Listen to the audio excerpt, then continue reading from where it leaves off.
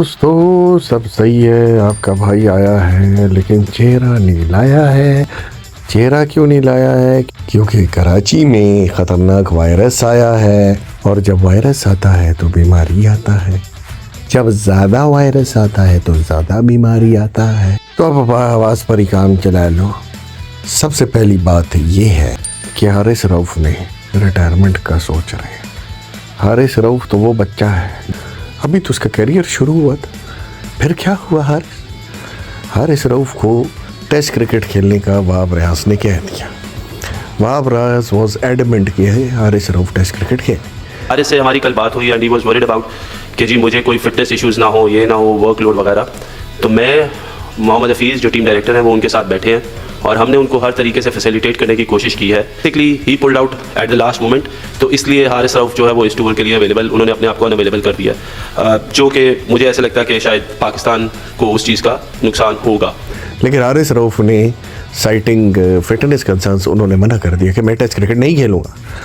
और इस पर जो है पीसीबी ने शायद उनको, अब बीबीएल के उनके मैचेस आ रहे हैं तो शायद उनको एनओसी ना मिले बीबीएल में खेलने की। और हारिस रऊफ़ स्टार है मेलबर्न स्टार्स के इस टाइम। मेलबर्न स्टार्स ने उनके लिए पूरी वो हारिस रऊफ़ बे और हारिस रऊफ़ फलाना तो फलूना। लेकिन हारिस रऊफ़ को एनओसी अगर नहीं मिली तो इसका मतलब वो पाकिस्तान क्रिकेट को खैराबाद कह देंगे और लीग क्रिकेट की तरफ चले जाएंगे। बीबीएल 13 में उनका पार्ट लेना मुश्किल लग रहा है। Haris Rauf is a big star in BBL क्योंकि उन्होंने 3 सीजन में बड़े अच्छी परफॉर्मेंसेस दी। हैट्रिक भी ले चुके, 5 विकेट हॉल भी ले चुके। अब तो मुझे नहीं लग रहा कि पहला मैच वो खेल सकेंगे क्योंकि आई थिंक इट्स ऑन 7 दिसंबर है मेलबर्न स्टार्स का, फिर 13 दिसंबर को है। अजीब सी सिचुएशन। हारिस भाई है, अब ये एक मॉरल डायलेमा है कि क्या किया जाए। कुछ लोग कहते हैं कि हारिस भाई जो है बिल्कुल सही है अपनी जगह, उन्हें स्टैंड लेना चाहिए। भाई क्यों एनओसी नहीं देना, उनको बीबीएल खेलना चाहिए। उनको जो लोग ये कहते हैं कि test cricket is the pinnacle, उसको खेलना चाहिए, वो टेस्ट क्रिकेट ही तो सब कुछ है।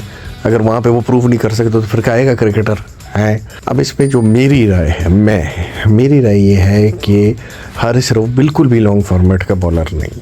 हारिस रऊफ़ से वनडे में बॉलिंग नहीं हो रही, आप उसको टेस्ट में इम्पैक्ट बॉलर है वो। मैं हारिस रऊफ़ को जब टेस्ट क्रिकेट में यूटिलाइज़ करना है क्योंकि he is an impact bowler जो इम्पैक्ट क्रिएट कर। इम्पैक्ट बॉलर भाई, इम्पैक्ट बॉलर के उसको करना क्या है, उससे होती नहीं है। लॉन्ग फॉर्मेट का वो बॉलर नहीं है। वनडे ओडीआई में उसने पिटा है। टेस्ट क्रिकेट में उसके पास वेरिएशंस नहीं है, स्लोअर बॉल्स नहीं चलती टेस्ट क्रिकेट में। टेस्ट क्रिकेट में आपको स्विंग चाहिए, सीम चाहिए, दूसरी चीज़ें चाहिए, सिर्फ बाउंसर्स नहीं करा सकते।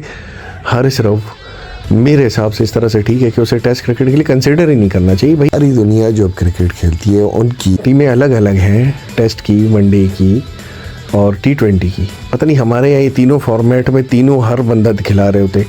और मुझे अभी भी याद है कि हमारे जो है मोहम्मद हफीज़ और मिसबा को T20 खिलाते थे, विच वॉज नॉट राइट। वो बड़े फॉर्मेट के प्लेयर्स थे और बहुत सारे मैचेस उन्होंने कॉस्ट भी किए। टुक याद है किसी को? दूसरी बात पे आ जाता हूँ मोहम्मद हफीज़ भाई के ऊपर।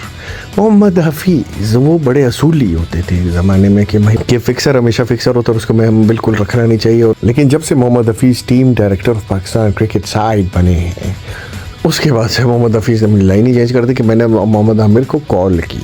हमें अपने आइन के अंदर या अपनी जो पीसीबी का कॉन्स्टिट्यूशन बनता है उसके अंदर ये अमेंडमेंट करनी है कि हम ऐसे बंदे को अगर वो कभी ज़िंदगी में गलत हरकत करे या इस मुल्क का नाम बदनाम करे तो उसको दोबारा से कभी नेशनल प्राइड ना। आमिर की आप बात कर रहे हैं तो मैंने खुद आमिर को कॉल की और मैंने उनसे रिक्वेस्ट की कि ये अगर आप चाहते हैं कि पाकिस्तान आप खेलना चाहते हैं तो सबसे पहले आप अपनी रिटायरमेंट वापस लें।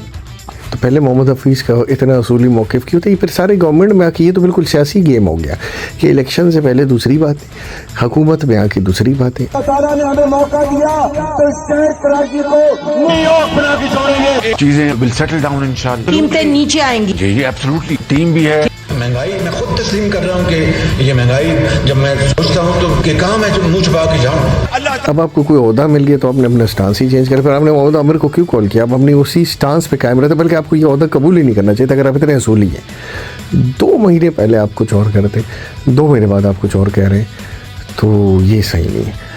अब सब ये दुआ करें कि कराची से ये वायरस चला जाए और मैं अपनी शक्ल वापस लाने के काबिल हो जाऊं। तक तो फिर ये ऑडियो ही चलती रहेगी। सुनने का बहुत शुक्रिया, thank you. Like share subscribe कर दो।